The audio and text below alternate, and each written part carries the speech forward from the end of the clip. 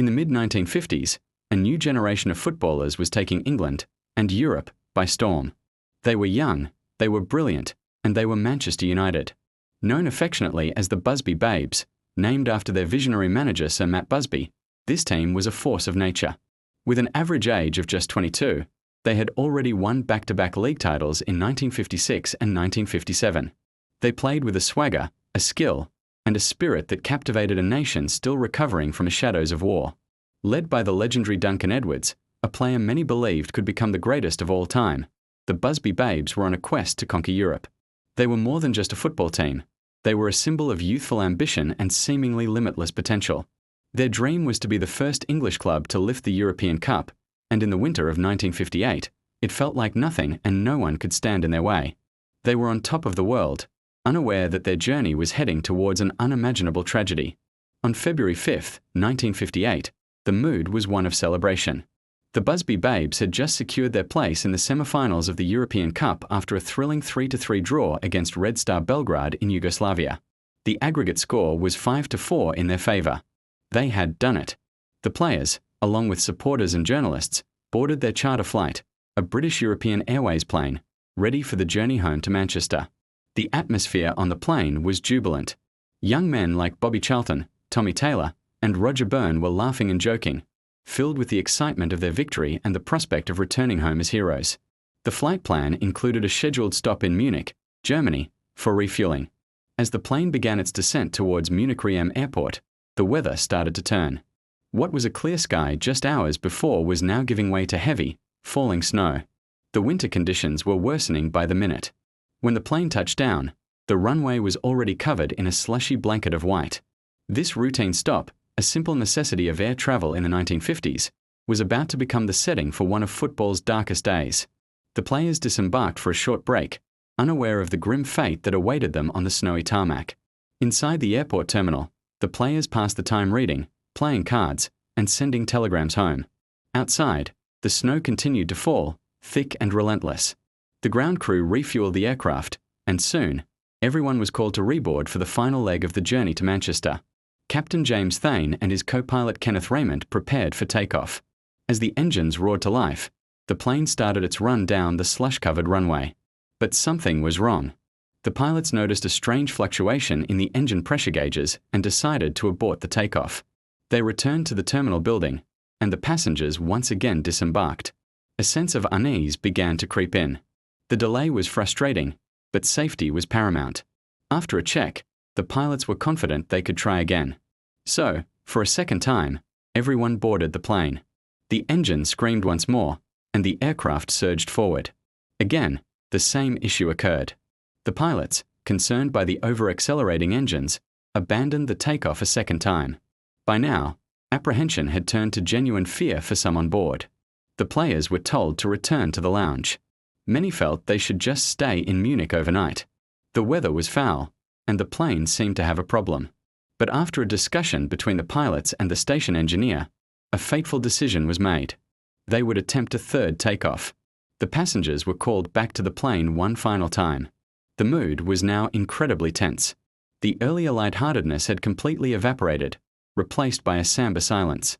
Some players moved to the back of the plane, believing it was safer.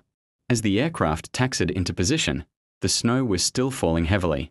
It was late afternoon, and the light was beginning to fail. For the third and final time, the engines of the Lord Burleigh roared into the winter air. The plane accelerated down the runway, ploughing through the thick, freezing slush. But it wasn't gaining enough speed. The slush was acting like a brake, dragging the aircraft down, preventing it from reaching the velocity needed for liftoff. The plane hurtled towards the end of the runway, its wheels still on the ground. It was too late to abort. It careered off the runway, smashed through a fence, and skidded across a nearby road, where its port wing struck a house. The impact ripped the wing off, and part of the tail was torn away. The plane then crashed into a wooden hut containing a truck filled with tires and fuel, which immediately exploded into a massive ball of fire. The fuselage was torn in two, and the dream of the Busby Babes turned into a waking nightmare of twisted metal, smoke, and flames. In the immediate aftermath, there was chaos and horror. The surviving passengers were dazed, injured, and trapped within the burning wreckage. Amid this terrifying scene, heroes emerged. Manchester United's goalkeeper, Harry Gregg, had escaped with minor injuries. Instead of running for his own safety, he turned back towards the inferno. He heard a baby crying and pulled Vera Lukic, the pregnant wife of a Yugoslav diplomat, and her young daughter, Vesna, from the wreckage. Then, he went back in. He found his teammates Bobby Charlton and Dennis Viollet, both unconscious but alive, and dragged them clear of the flames. He returned again and again, pulling his badly injured manager, Matt Busby, from the twisted metal. Other survivors, like Bill Foulkes, also helped, their minds reeling from the shock but their instincts driving them to save their friends. The first responders arrived to a scene of utter devastation.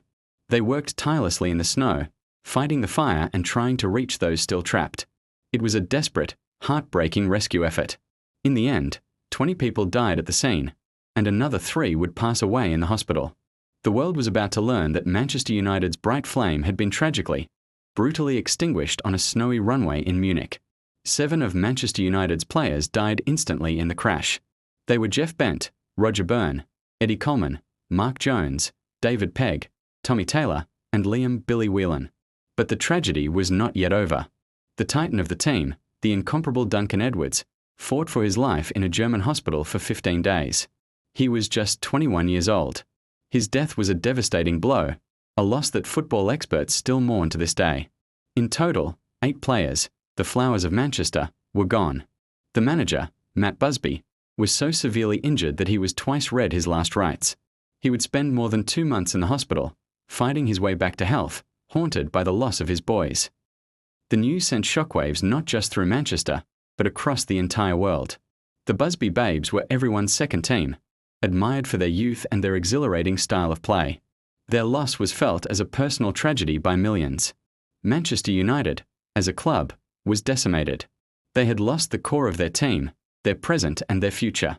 The dream of European glory had ended in the worst possible way.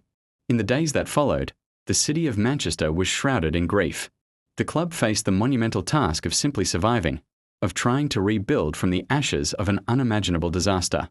In the wake of the disaster, a makeshift Manchester United team, patched together with reserves, juniors, and emergency signings, had to fulfill the club's remaining fixtures. Their first match after the crash was an emotional FA Cup tie against Sheffield Wednesday at Old Trafford. The programme for the game was left with blank spaces where the names of the lost players should have been. A crowd of nearly 60,000 stood in silent tribute. United, against all odds, won the game 3-0. It was a victory born of pure spirit and emotion, a defiant roar in the face of tragedy. While the team on the pitch battled on, Matt Busby slowly recovered in his hospital bed. He was determined that the club would not only survive but would rise again. It became his life's mission to rebuild the team and finish what the Babes had started, to win the European Cup. This goal became a guiding light for the club and its supporters, a way to honour the memory of those who were lost.